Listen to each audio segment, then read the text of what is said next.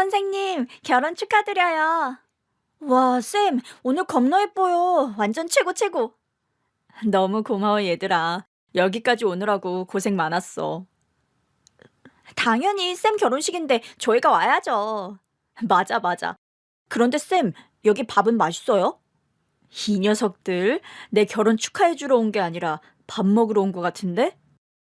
아, 아니에요. 당연히 쌤 결혼식 축하해주러 온 거죠. 밥은 그 다음이고요.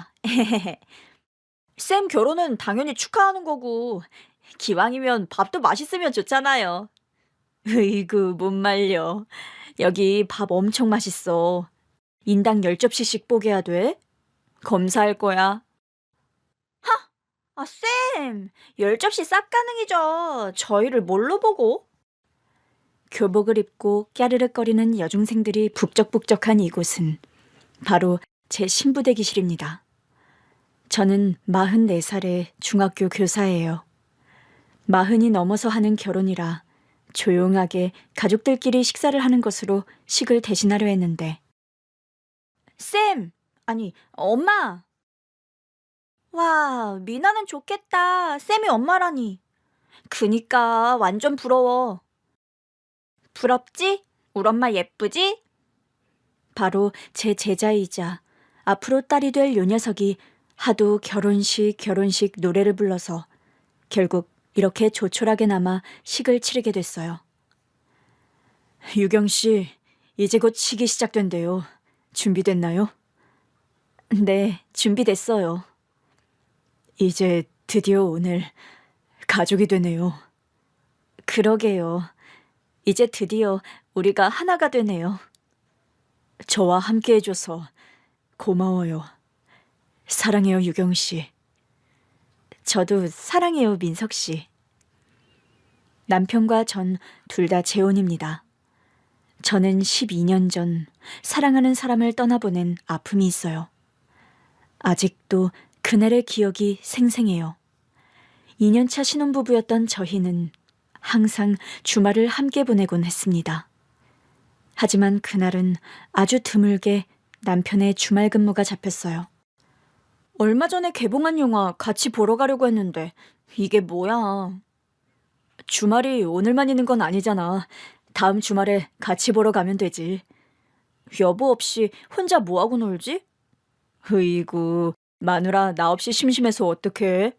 아, 몰라. 빨리 끝내고 오기나 해. 알았어.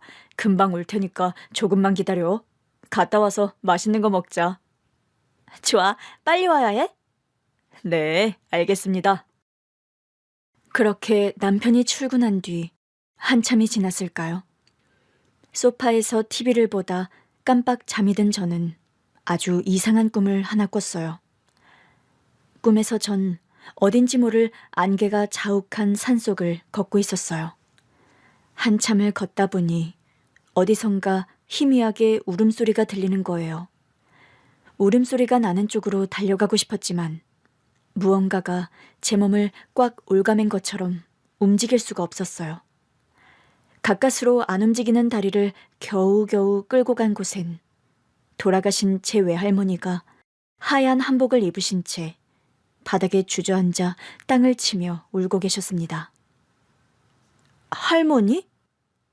아이고, 아가, 우리 아가야. 여기서 왜 울고 계세요? 아이고, 불쌍한 거. 불쌍한 우리 아가. 딱해서 어쩜 좋아. 저 때문에 우시는 거세요? 할머니, 저는 잘 지내고 있어요. 걱정 안 하셔도 돼요. 아가, 불쌍한 우리 아가야. 마음 단단히 먹어야 해. 무슨 마음을요? 허튼 생각하지 말고 정신 똑바로 차리고 잘 버텨내야 한다. 할머니, 그게 무슨... 그렇게 할머니는 알 수 없는 이야기를 하신 뒤 제 얼굴을 어루만지며 목 놓아 엉엉 우셨어요. 잠에서 깨어나서도 한동안 이상한 기분에 저도 모르게 온몸에 소름이 돋더라고요. 그러다 문득 시계를 보니 시간은 어느덧 밤 10시가 넘어가 있었어요.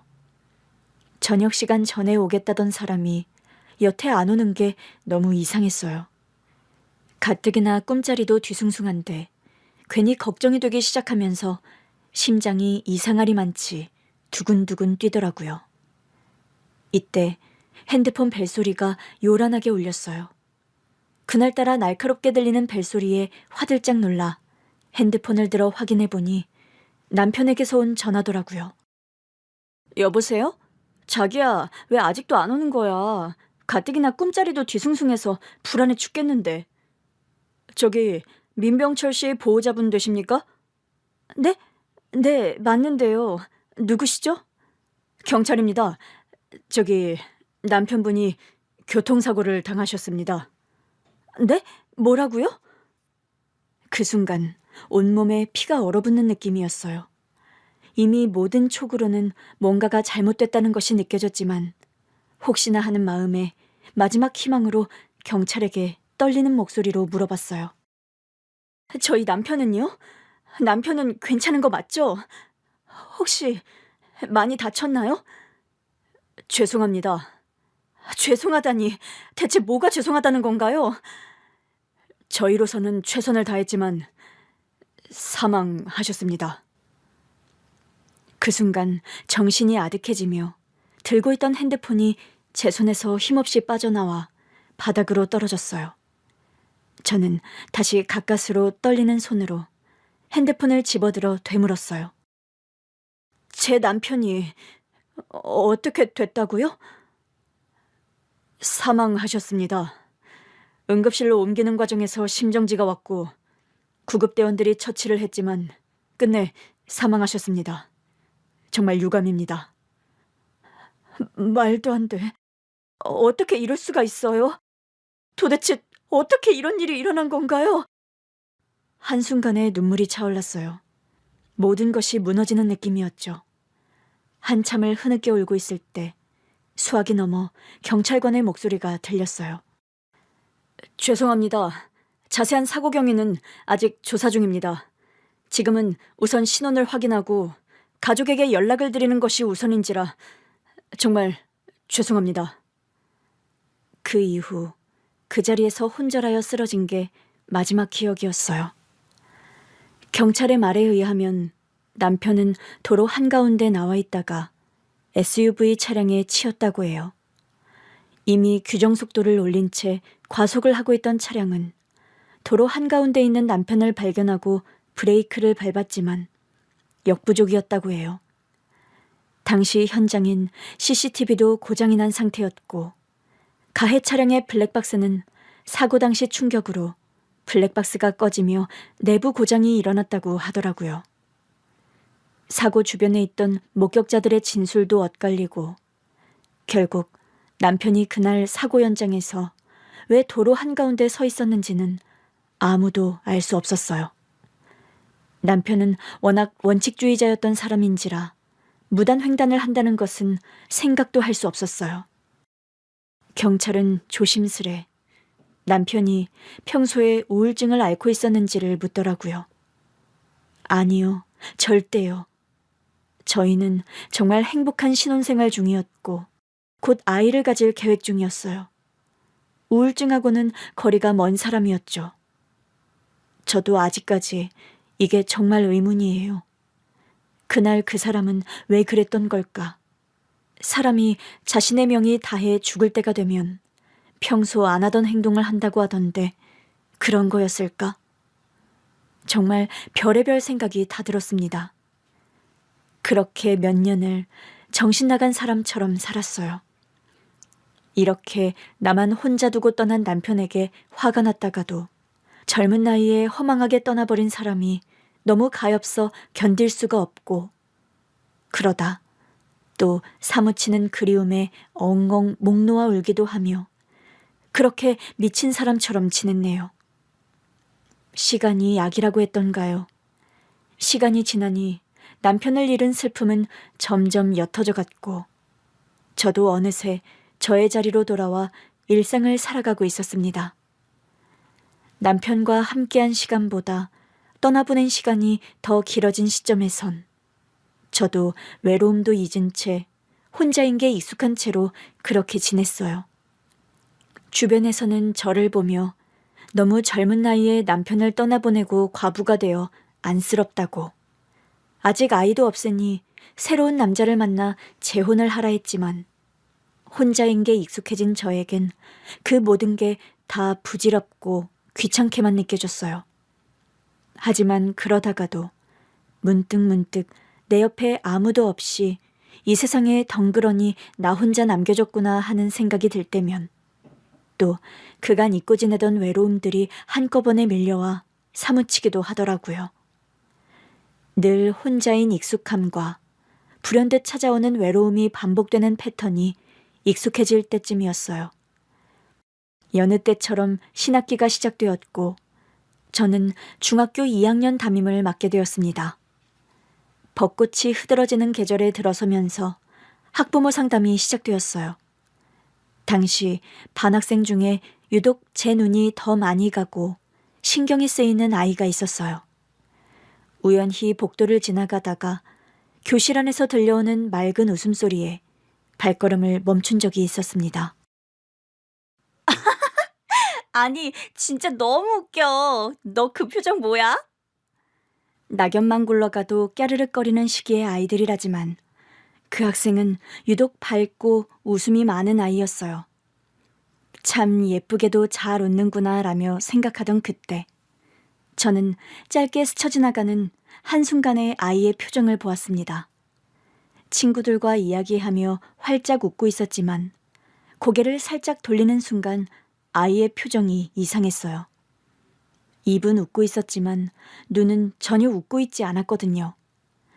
눈동자에는 공허함이 가득했고 짧은 순간이었지만 깊은 피로감까지 느껴졌어요. 저는 그때 깨달았어요. 저 아이는 그냥 밝은 아이가 아니라 어쩌면 일부러 더 밝은 척 할 수도 있다는 것을요. 어쩌면 그때 저는 그 아이에게서 제가 가지고 있는 것과 비슷한 공허함과 외로움을 보았던 것 같아요. 그 이후로 저는 유독 더 신경을 써서 그 아이를 지켜보았습니다.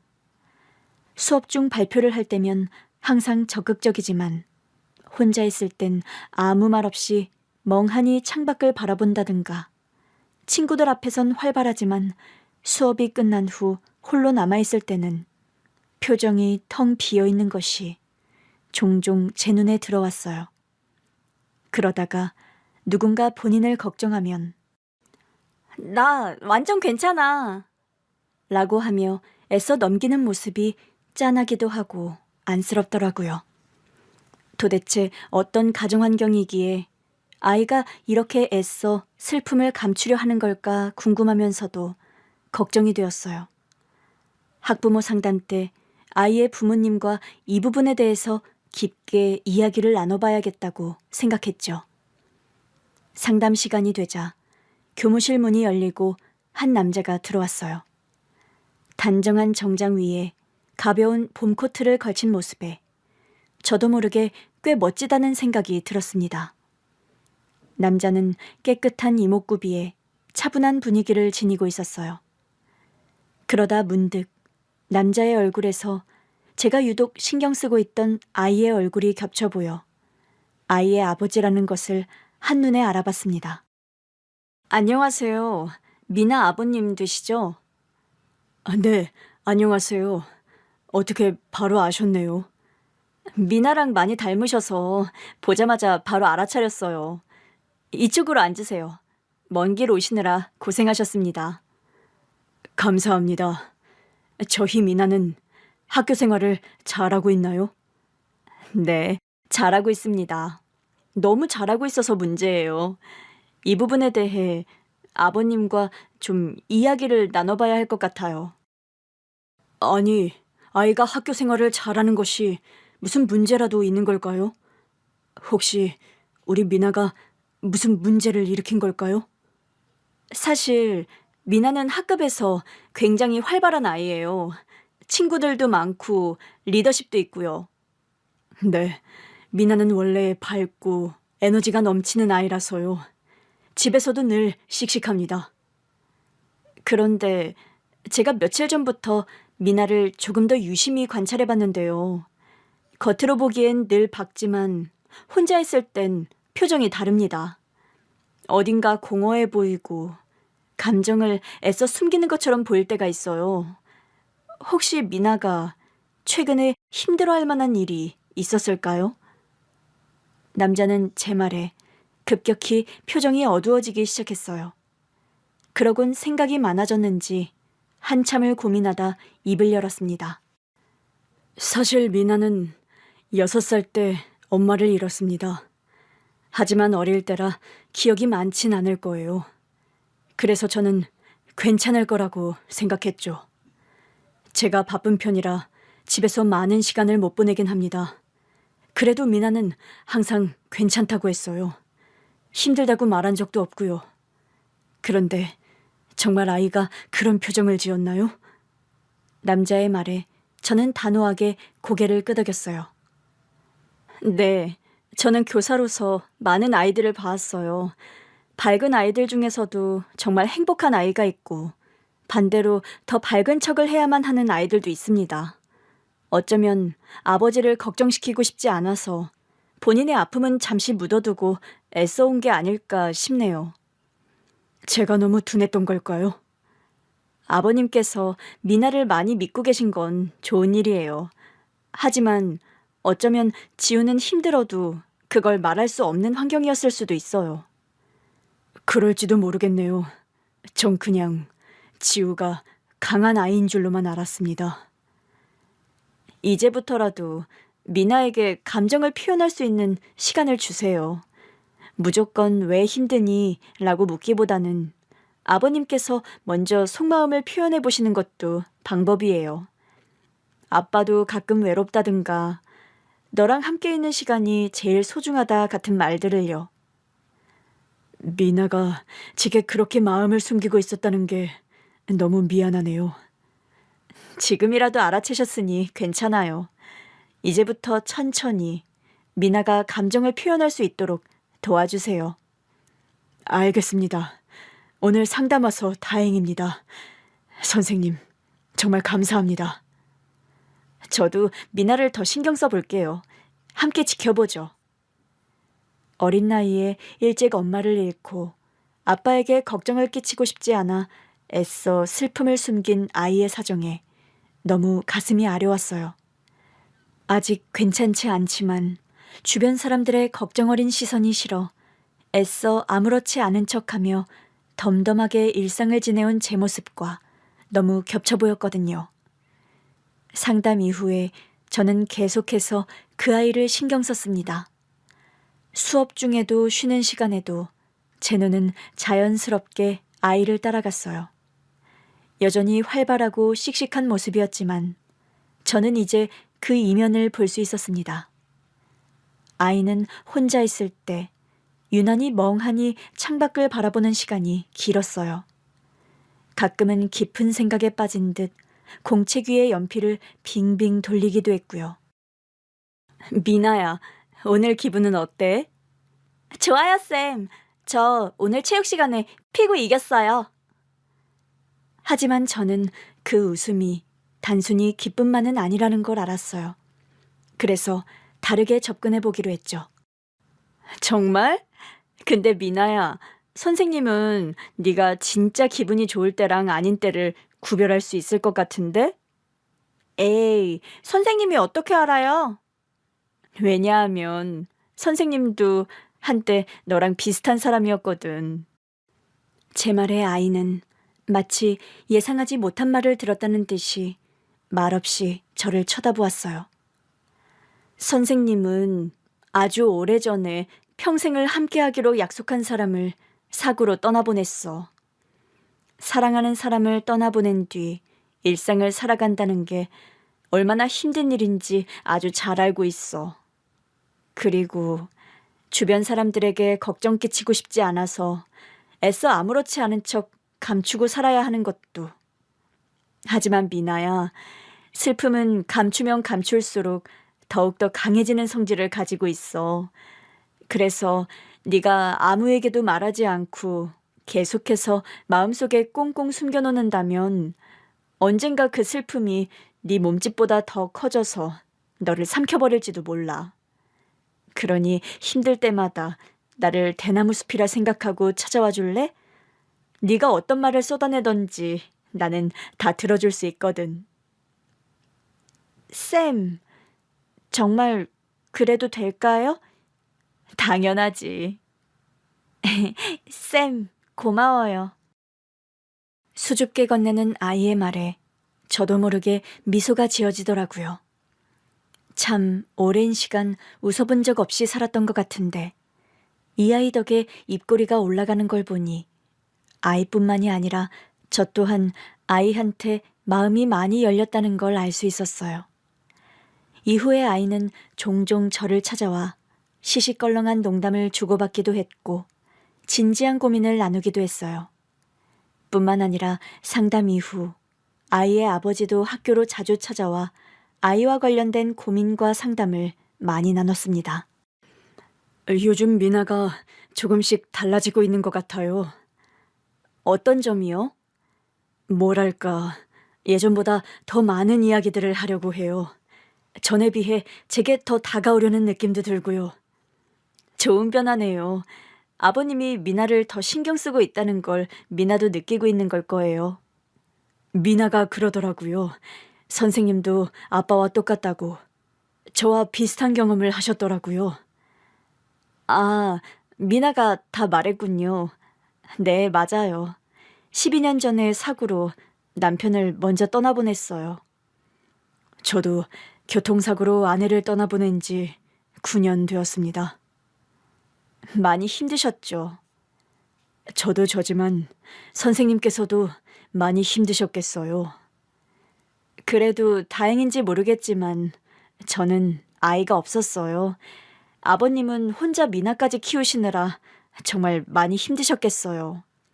슬퍼할 시간도 부족하셨을 것 같은데요. 지금 누가 더 불쌍한지 대결하는 건가요?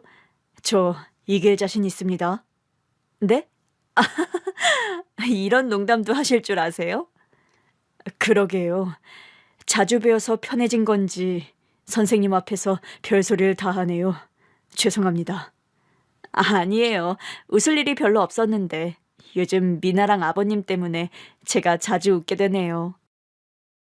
아이의 아버지와는 똑같은 아픔을 지니고 있어서인지 대화를 할수록 마음이 편안해지고 어둡기만 했던 제 마음이 밝아지는 것이 느껴지더라고요. 이후로 저는 아이의 아버지와 자주 연락을 주고받기 시작했습니다. 처음엔 아이에 대한 이야기로 시작되었지만 어느 순간부터는 서로의 삶에 대한 대화도 조금씩 나누게 되었어요. 오늘 하루는 어땠어요? 가끔은 혼자 있는 시간이 너무 길게 느껴지네요. 처음엔 무겁게만 느껴졌던 대화들이 어느 순간부터는 위로가 되고 있었죠. 그러던 어느 날, 그날도 교무실에서 퇴근 준비를 하던 중 복도에서 익숙한 목소리가 들려왔어요.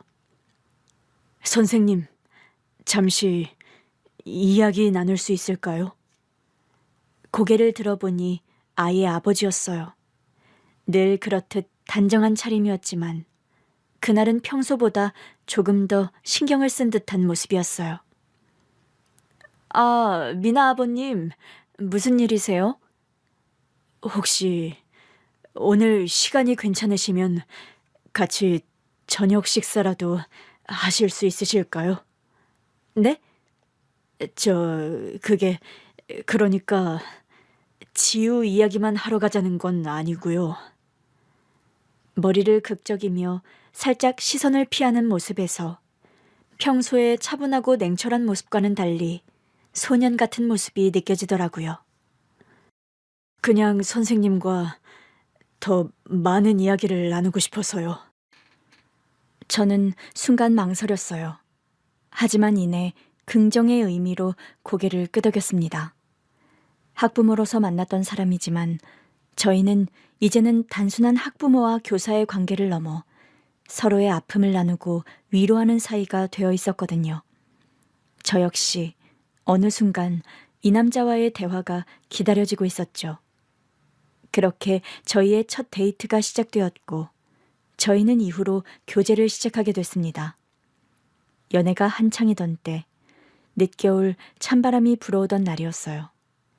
거리 곳곳에는 크리스마스 장식이 걸려 있었고 따뜻한 조명이 어두운 밤거리를 밝혀주고 있었죠. 사람들은 손을 꼭 잡고 거리를 걸었고 곳곳에서는 캐럴이 흘러나왔어요.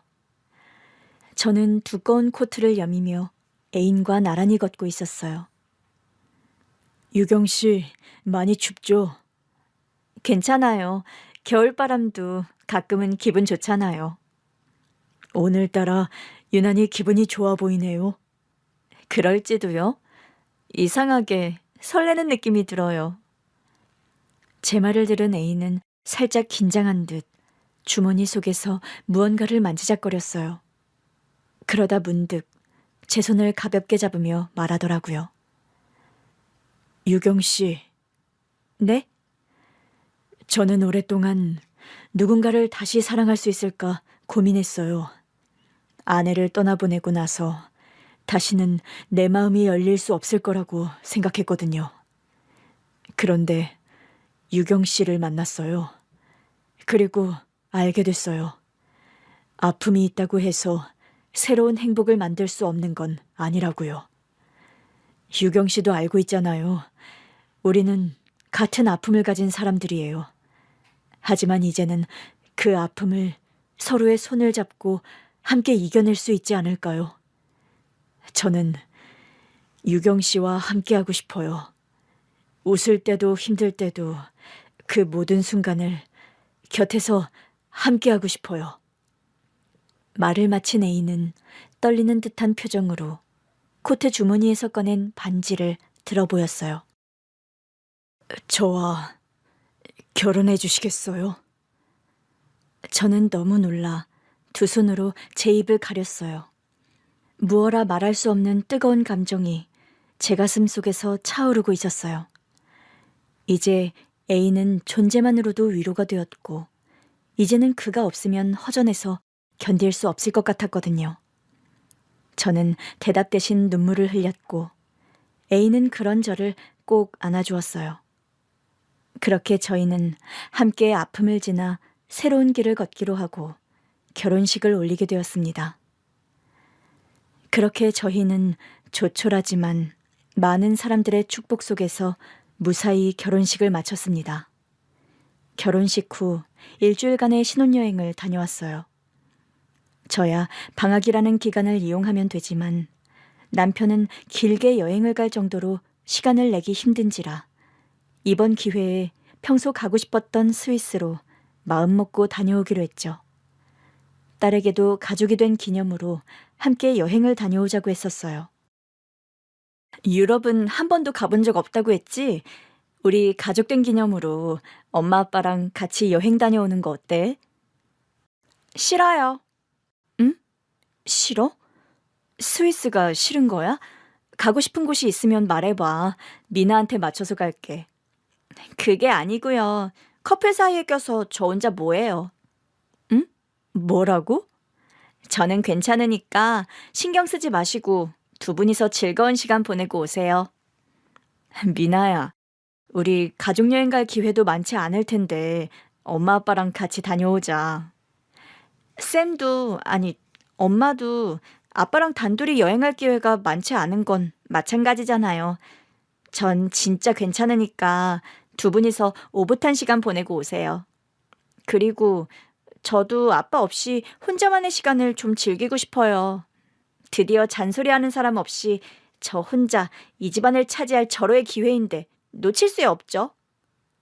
얘도 참 정말 괜찮겠어? 완전 괜찮죠. 두 분이서 재밌게 놀다 오시고 신혼여행 선물로 제 동생이나 하나 만들어 오시던가요. 어머나 얘가 진짜 어른 게 못하는 말이 없어. 으이그 못 살아요 아주. 속이 깊은 건지 앙큼한 건지 알 수 없지만 딸의 귀여운 배려를 받은 저희는 그렇게 둘만의 신혼여행을 떠났습니다. 그리고 정말 꿈 같았던 일주일의 시간이 지나갔어요. 얼마나 행복한지 지금 이 순간에 시간이 멈춰버렸으면 좋겠다는 생각을 할 정도였어요. 그러면서도 신혼여행에서 돌아가면 함께 그려나가게 될 새로운 일상이 너무 기대되어 어서 빨리 돌아가고 싶다는 생각이 들기도 했습니다. 그렇게 신혼여행을 마친 저희는 설레는 마음으로 일상에 복귀했어요. 그리고 신혼여행에서 돌아온 그날 밤이었어요. 다 같이 식사를 마친 뒤 저는 미처 다 정리하지 못한 밀린 짐을 정리하고 있었어요. 아직도 새로운 가정이라는 것이 낯설지만 오랜 외로움을 지나 따뜻한 가정을 이루었다는 안도감이 마음속에 자리 잡고 있었죠. 그때 딸아이가 조용히 안방으로 들어왔어요. 엄마, 저 잠깐 들어가도 돼요? 미나야, 당연히 되지. 무슨 일이니? 딸은 쪼르르 달려와 제 앞에 마주보고 서더니 조심스럽게 손을 앞으로 내밀었어요. 딸아이가 내민 손을 보니 꽤 가격대가 있어 보이는 은색의 시계가 들려있더라고요. 이게 뭐야? 엄마가, 그러니까 하늘 날아간 우리 친엄마가 정말 좋은 새엄마가 생기면 꼭 전해주라면서 저에게 준 거예요. 친엄마가? 네, 엄마가 아프실 때 이걸 저한테 주면서 아빠가 언젠가 좋은 분을 만나면 꼭 그분께 전해줘야 해 라고 하셨어요. 딸이 조심스레 건넨 시계를 받아들자 순간 익숙한 감촉과 알 수 없는 묵직한 감정이 몰려왔습니다. 엄마가 오래전에 큰 빚을 지고서부터 지니고 있던 거라고 했어요. 그 빚을 갚을 수도 없고 이 시계를 다시 원래 주인에게 돌려줄 수도 없어서 소중하게 간직했던 거라고. 정말 소중한 물건이니 언젠가 아빠가 좋은 분을 만나면 그분께 꼭 전해달라고 하셨어요. 무언가 익숙한 듯한 실루엣에 저도 모르게 미간에 힘을 준 채 시계를 자세히 들여다봤어요. 순간 저는 심장이 쿵 내려앉으며 손끝이 차갑게 얼어붙어 버렸습니다. 이 시계를 친엄마가 준 거라고? 네, 정말 소중한 물건이니 이걸 받을 자격이 있는 좋은 분에게 전해달라고. 그런데 쌤, 아니 엄마, 괜찮으세요? 몸을 왜 이렇게 떨어요? 저는 믿을 수 없었어요. 온몸의 감각이 마비되어 더 이상 어떤 소리도 들리지 않았고 눈앞도 캄캄했죠.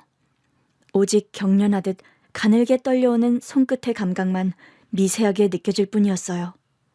그러다 이내 가까스로 정신을 차리고 힘들게 바지주머니에서 핸드폰을 꺼내들었습니다.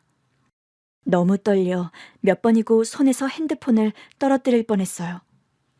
그렇게 떨리는 손으로 겨우겨우 다이얼을 꾹꾹 눌러 전화를 걸었습니다. 경찰서죠. 12년 전 교통사고 재조사 요청하려고요. 제가 시계를 받아들자마자 미친 사람처럼 경찰서에 신고를 한 이유는 바로 시계 뒷면에 새겨진 디어 JM이라는 문구 때문이었어요. 12년 전 사고로 먼저 떠난 제 전 남편의 이름은 지민. 남편의 이름 영문 스펠링의 약자 JM. 시계 뒤에 새겨진 문구 디어 JM은 다름 아닌 제가 새긴 거였습니다. 시계에 문구를 새겨 전 남편의 생일 선물로 줬었고 전 남편은 선물을 받은 이후로 손목에서 그 시계를 뺀 적이 단 한 번도 없었어요. 맞아요. 이 시계는 바로 제 전 남편의 것이었어요. 12년 전 사고가 났을 때 전 남편의 손목에 시계가 없어서 의아했어요.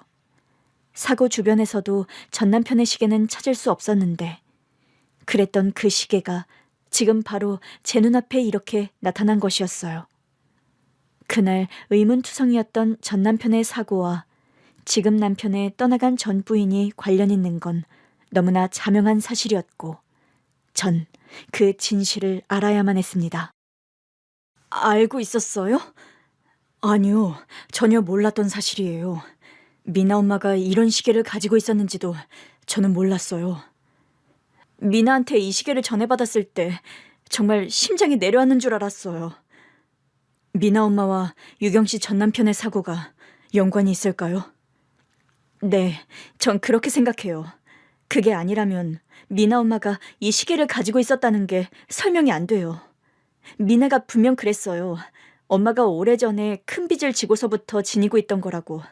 그 빚을 갚을 수도 없고 이 시계를 다시 원래 주인에게 돌려줄 수도 없어서 소중하게 간직했던 거라고 그랬대요. 도대체 무슨 사정인지는 모르겠지만 일단 사고 재조사가 시작됐으니 경찰이 결과를 알려줄 때까지 기다려봐요.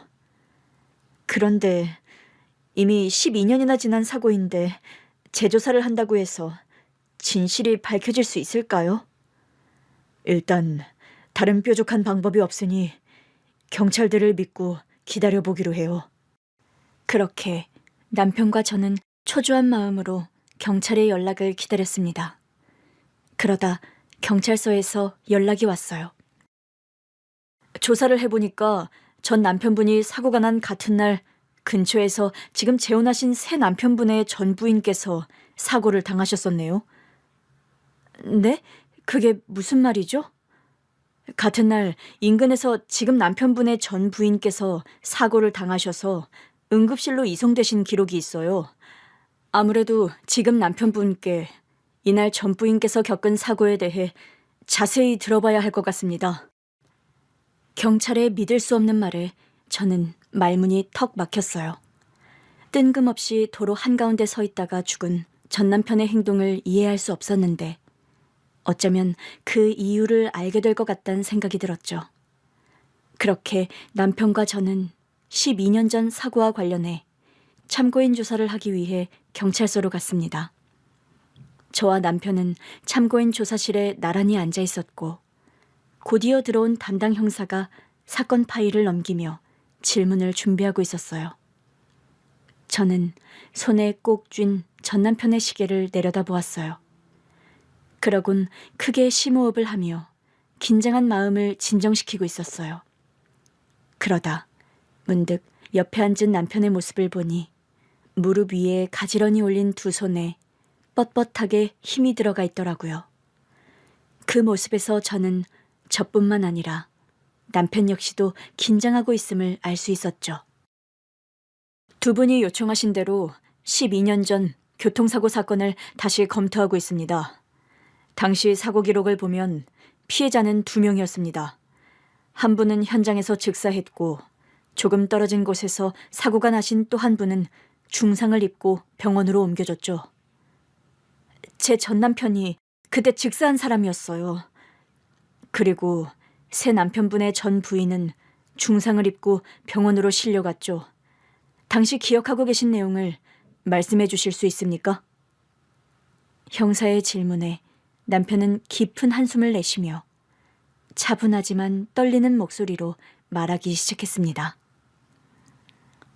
그날도 평소처럼 평범한 날이었어요. 아내와 딸은 집에서 저녁을 준비하고 있었고 저는 일이 늦어져서 조금 늦게 들어가기로 했어요. 그런데 집에 도착하기 직전 갑자기 전화가 왔습니다. 병원에서요. 제 아내가 교통사고를 당했다고 했어요. 병원에 도착했을 때 아내는 의식을 잃고 있었어요. 의사 말로는 큰 사고였고 머리를 다쳐서 회복이 어려울 수도 있다고 했어요. 다행히 목숨은 건졌지만 의식을 찾고 나서도 기억이 흐릿했고 결국 사고 당시의 일은 전혀 기억하지 못했어요. 당시에 CCTV도 수리 고장난 상태였고 블랙박스 영상도 남아있지 않아서 경찰 조사와 4살이었던 딸아이의 진술로만 사고 상황을 추측할 뿐이었죠. 남편이 말하는 당시 사고 정황은 이랬어요. 남편의 전 부인은 딸과 함께 저녁을 준비하고 있었다고 해요. 그런데 그때 딸아이가 오후에 먹었던 간식이 탈이 나 갑자기 많이 아팠다고 해요. 딸아이는 배를 부여잡고 아프다며 울었고 당황한 남편의 전 부인은 급하게 약을 사러 나갔다고 해요. 당시 남편이 살고 있던 곳은 이제 막 개발이 되기 시작한 신도시였기 때문에 주변에 상권들이 형성되기 전이었다고 해요. 때문에 그 밤에 급하게 약을 살 수 있는 곳이 없었죠. 그래서 남편의 전 부인은 급하게 자신의 차를 몰고 약을 살 수 있는 가까운 지역으로 이동했다고 해요. 그런데 신호를 기다리던 중 과속을 한 음주운전 차량에 받치는 추돌 사고가 일어났고, 당시 그 충격으로 전 부인이 타고 있던 차는 뒤집어졌다고 하더라고요. 전복된 차는 엔진에 불이 붙었다고 해요. 다행히 부인은 전복된 차 안에서 빠져나와 멀리 떨어진 인도 위에서 의식을 잃은 채 쓰러졌다고 해요. 사고의 충격으로 남편의 전 부인은 이미 기억이 없었기 때문에 어떻게 해서 그 차에서 나왔는지 알 수 없었다고 해요. 결국 당시 경찰은 남편의 전 부인이 의식을 잃기 전 혼신의 힘을 다해 자동차에서 빠져나왔던 것으로 추측했고, 사건은 그렇게 종결이 되었다고 합니다. 사고 직후 아내는 차 안에 갇혔지만 어떻게든 탈출해서 인도로 기어나왔다고 들었습니다. 하지만 아내는 끝까지 그 순간을 기억하지 못했어요. 그러면 그 시계는요? 네, 그 부분이 가장 중요한 단서가 될 것 같습니다. 지금까지 알고 계신 바로는 전 남편분이 그 시계를 평소에 차고 다니셨던 거죠? 네, 제 전 남편은 그 시계를 항상 차고 다녔어요. 사고 당일에도 마찬가지였고요. 그런데 지금 남편분의 전 부인이 그 시계를 가지고 있었다는 것은 아무래도 전 남편분께서 당시 지금 남편분의 전 부인이 사고 난 자리에 계셨던 것 같습니다. 그럼 전 남편이 그곳에 있었던 건가요? 당시 CCTV가 고장나 있었고 블랙박스도 남아있지 않았기 때문에 우리가 지금까지 알고 있는 사실들은 모두 추측에 가까웠습니다. 당신의 아내가 혼자 힘으로 차에서 탈출했다고 추정할 수밖에 없었죠. 하지만 만약 그게 아니라면 이 사람의 전 남편이 구해준 거였겠죠. 남편은 이 말을 하며 손끝을 미세하게 떨었어요. 형사분이 추측하기로는 전 남편이 지금 남편의 전 부인을 차 안에서 꺼내 구해주고 인적이 드문 곳이었던 사고 현장을 벗어나 도로 한가운데서 구조를 요청하기 위해 서 있었다가 사고를 당한 것 같다고 하셨어요. 당시 전 남편의 핸드폰 배터리가 나간 상태였던 걸 기억해낸 전 형사님의 추측에 수긍했습니다. 핸드폰으로 신고를 할 수 없었을 테니 분명 직접 구조를 요청하려고 했을 거예요. 제가 아는 전 남편은 그런 사람이었어요. 누군가 도움을 필요로 할 때 주저없이 도움을 주는 사람. 혹시나 내 도움이 오지랖히진 않을까 하는 걱정도 없이 즉각 몸이 먼저 반응해 필요한 사람에게 도움을 줄 수 있는 용기를 가진 사람이었어요. 원칙주의자인 그 성격에 절대 아무 이유 없이 도로 한가운데 서 있을 사람이 아니었죠. 전 남편의 사고와 관련한 의문이 풀리자 제 눈에서 그동안 꾹꾹 눌러왔던 눈물이 댐이 무너지듯 한꺼번에 와르르 쏟아져 나왔습니다. 저는 그 자리에서 그렇게 목 놓아 울었어요. 12년 동안에 미처 다 울지 못한 울음을 다 쏟아내듯이. 그렇게 참고인 조사를 마친 뒤 저는 긴장과 혼란이 가시지 않은 채 소파에 앉아 있었어요. 손에는 전 남편의 시계를 쥔 채 넋을 놓고 있었죠. 남편은 이런 제 옆에 그저 묵묵히 앉아 있었고 딸아이는 맞은편에 저희의 모습을 한참 지켜보고 있었어요. 저는 한참 동안 시계를 바라보다 조용히 딸에게 물어봤어요. 이 시계를 네가 나한테 준 날 있잖아. 네. 그때 네 엄마한테 이걸 받았다고 했지? 혹시 엄마가 너한테 이걸 주던 그날, 그때 상황을 자세히 이야기해 줄 수 있겠니? 딸아이는 제 말에 망설이듯 손끝을 꼼지락거리며 바닥을 바라보다가 천천히 고개를 들었어요. 그리고 다시 떠올리기 힘든 그날의 기억을 말해주기 시작했습니다. 그날은 엄마가 많이 아프셨어요. 병원 침대에 누워 있었는데 숨 쉬는 것도 힘들어 보였어요. 그때 이미 상태가 많이 안 좋았지. 새 남편의 전 부인은 그날 사고에서 목숨을 구했지만 사고 후유증으로 오랜 시간 병상에 있었다고 해요. 충격으로 사고 당시의 기억을 잃어 매우 혼란스럽고 불안정한 심리 상태였던 데다 그날 사고로 장기를 크게 다친 탓에 급성 심부전까지 왔다고 해요. 병원 입원과 투석을 반복하던 중 의사로부터 이제 더 이상 신장이 버티기 힘드니 하루빨리 신장 이식을 받아야 한다는 통보를 받았다고 해요. 하지만 전 부인의 친정 부모님들은 모두 일찍 돌아가셔서 안 계셨고 남편과 딸아이와는 혈액형이 맞지 않아 가족의 신장을 이식받을 수 있는 상황이 아니었다고 해요. 기증자가 나타나기만을 기다려야 하는 상황 속에서 그렇게 전 부인의 상태는 점점 악화되었다고 하더라고요. 저는 엄마 옆에 앉아 있었어요. 엄마는 원래 아프셔도 저한테 힘든 내색을 안 하셨는데 그날은 유난히 지쳐 보이셨어요. 그런데 갑자기 베개 옆에서 이 시계를 꺼내셨어요. 엄마가 뭐라고 하셨니? 제 물음에 딸아이는 기억을 떠올리듯이 천천히 두 눈을 굴려보았어요. 미나야, 엄마가 오래전부터 가지고 있던 물건인데 우리 딸이 이것 좀 대신 맡아주면 안 될까? 이게 뭐야? 시계야. 시계? 이 시계는 아주 소중한 거야. 엄마가 오래전 큰 빚을 졌어. 그런데 엄마는 엄마가 빚을 졌는지도 모르고 있었거든. 나중에 깨달았을 땐 이미 너무 늦었고 이제는 이 시계를 직접 돌려줄 수가 없어. 빚? 눈부신 빛인가? 아니, 빛이 아니고 빚. 엄마가 다른 사람에게 고마워해야 할 일을 겪었다는 뜻이야. 이 고마운 마음을 표현하고 되돌려줘야 하는데 그걸 할 수가 없어. 왜 고마운데? 엄마를 구해줬거든. 그런데 엄마는 그걸 까맣게 기억을 못하고 있었지 뭐야.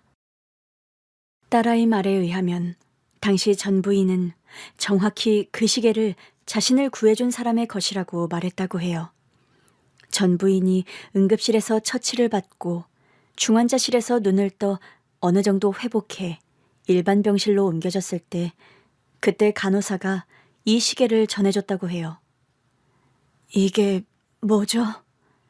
사고 현장에서 구급대원분이 주워주신 거예요. 아무래도 환자분 것 같으니 깨어나면 꼭 전해달라고 하시더라고요. 이 시계가 제 것이라고요? 전 이런 시계를 가진 적이 없는 것 같은데. 아무래도 사고 충격으로 기억이 많이 왜곡된 상태라 그러신 걸 거예요. 그래도 소중한 물건 같은데 가지고 계시다 보면 분명 다시 기억이 돌아오게 하는데 큰 도움이 될 거예요. 그렇게 시계를 전해받은 전 부인은 간호사 말대로 혹시나 이 시계로 인해 떠오르는 기억이 조금이나마 있지 않을까 하는 마음에 시계를 간직했다고 해요. 그런데 정말 그 시계를 계속 지니고 있다 보니 희미하게 기억이 조금씩 돌아왔어. 우와, 정말 대단한 시계다. 맞아, 정말 대단한 시계지? 그런데 글쎄, 이 시계가 엄마께 아니었지 뭐야. 그럼 엄마 구해준 아저씨 시계야? 맞아. 엄마께 아니라 엄마를 구해준 아저씨 거였어. 그런데 그 아저씨를 찾을 수가 없을 것 같아. 왜? 그 아저씨가 누군지 잘 기억이 안 나거든. 그래도 비록 찾아주진 못해도 소중하게 간직은 할 수 있으니까 정말 보물처럼 소중하게 잘 간직하다 보면 언젠가 시계의 주인을 찾아줄 수 있는 날이 오지 않을까? 그런데 엄마, 이걸 왜 나한테 주는 거야?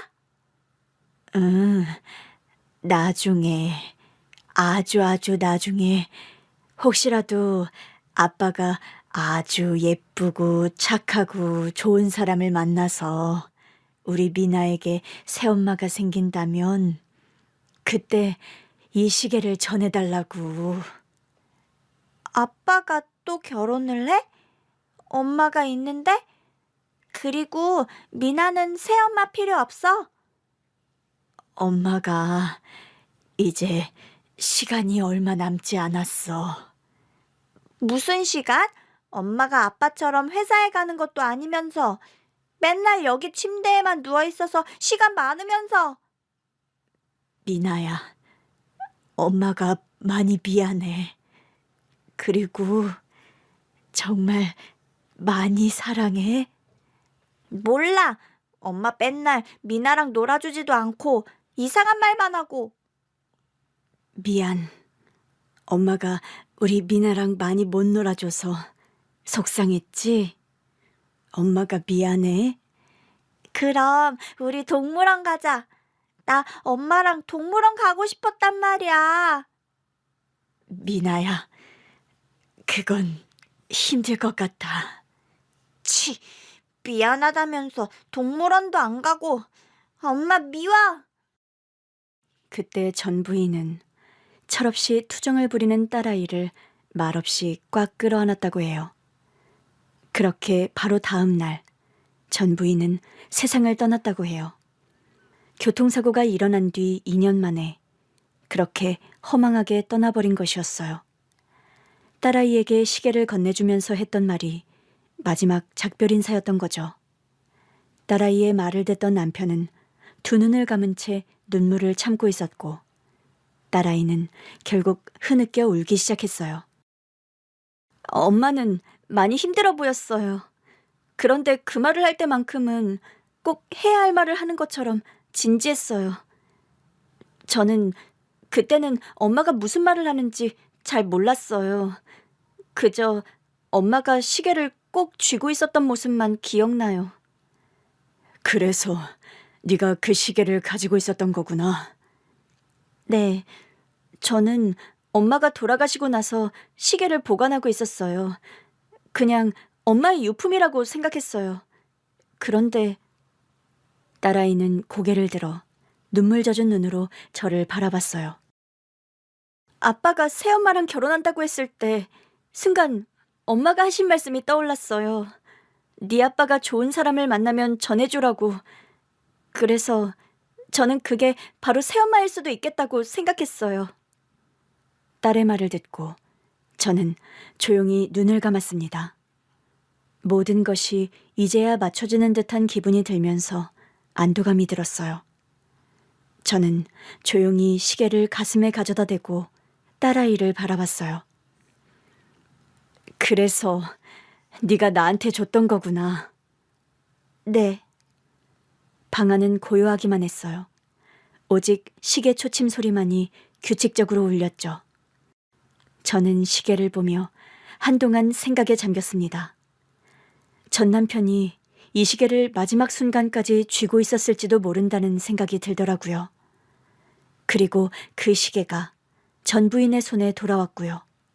마치 운명처럼요. 남편도 말없이 딸을 바라봤어요. 딸은 자신의 선택이 옳았는지 확인받고 싶은 듯한 표정을 짓고 있더라고요. 남편은 조용히 딸의 손을 잡아주며 말했어요. 잘했어. 남편의 말을 들은 딸은 금세 눈물이 차오른 채 코끝이 빨개진 채로 고개를 끄덕였어요. 저는 제 손 안에 있는 시계를 한참 동안 들여다봤습니다. 이제야 모든 게 맞춰지는 것 같아. 저는 시계를 가슴에 꼭 품었어요. 하늘에 있는 전 남편에게 감사 인사를 하듯이요. 그리고 난 다음에 쉼없이 눈물을 흘리고 있는 딸아이를 세차게 안아주었습니다. 그 어린 시절 친엄마가 시계를 맡기고 작별 인사를 하며 꼭 끌어안아줬듯이 아이의 엄마에게 걱정하지 말라고 말하고 싶었어요. 당신의 소중한 딸은 이제 나에게도 한없이 소중한 존재가 되었고 당신이 그러했던 것처럼 온 마음을 다해 품어주겠다고 말하고 싶었어요.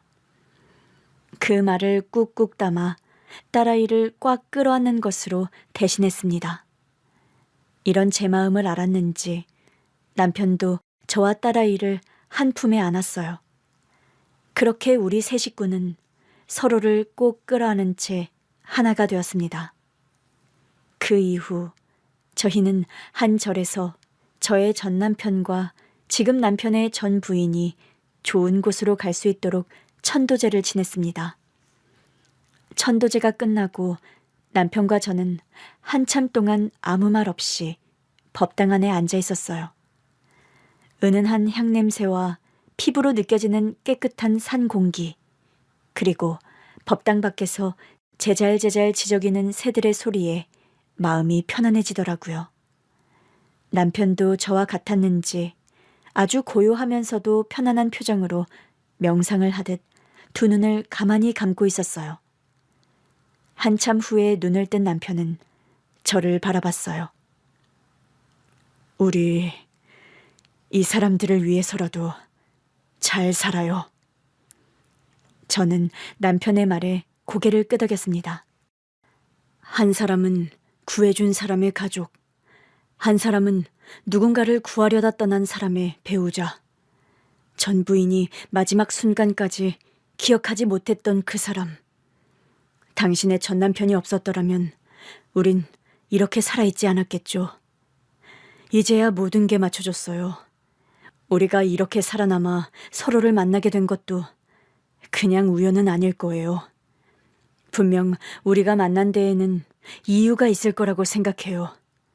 어쩌면 먼저 떠난 사람들이 보내준 인연일지도 모르죠. 어찌됐든 난 당신과의 인연이 너무 소중하고 사랑해요. 남편의 고백에 저는 두 눈에서 눈물이 핑 돌면서 시야가 뿌얘졌어요. 저도 사랑해요. 그리고 고마워요. 저는 남편을 향해 미소를 지어 보였어요.